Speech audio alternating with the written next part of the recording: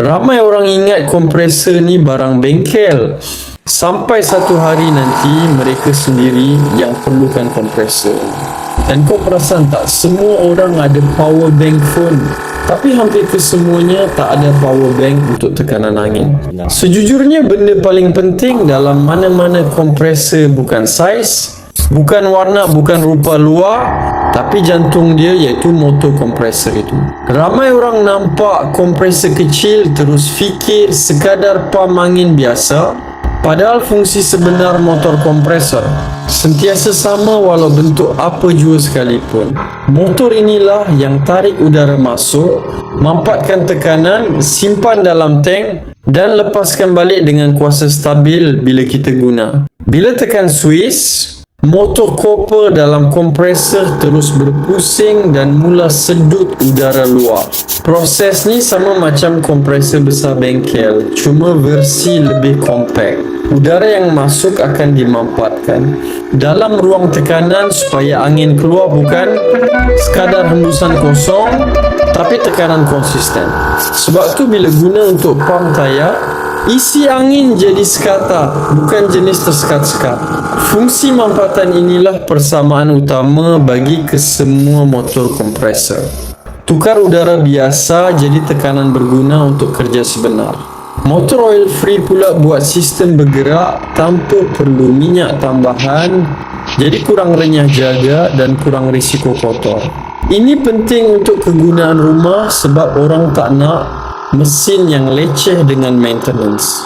Dalam masa sama, sistem silent design bantu kurangkan gegaran bunyi kasar. Bila motor kompresor berpusing lebih stabil, tekanan dalam tank pun lebih smooth. Jadi bila angin keluar melalui hose ataupun valve, aliran terasa lebih kuat dan steady. Ini bukan magic, ini memang prinsip asas ke semua kompresor yang guna tank tekanan.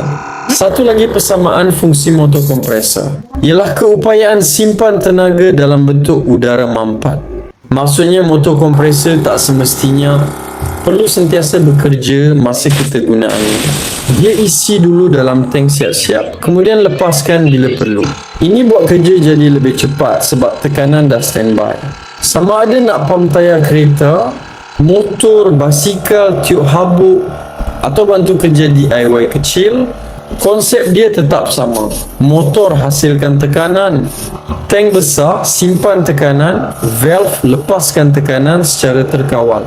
Bila guna kompresor portable macam ni, rasa dia memang praktikal sebab semua fungsi asas kompresor sebenar dah ada dalam bentuk kecil.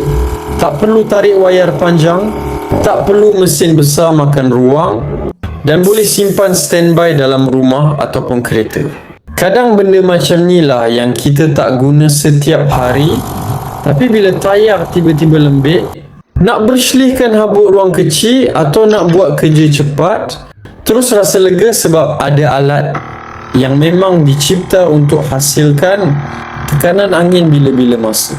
Kalau kau jenis suka barang praktikal yang terus boleh guna tanpa setup susah, ini memang kategori alat yang patut ada sebagai standby. Kalau nak senang urusan dan nak ada sumber angin tekanan sendiri bila perlu, segera check out sekarang sementara stok masih ada.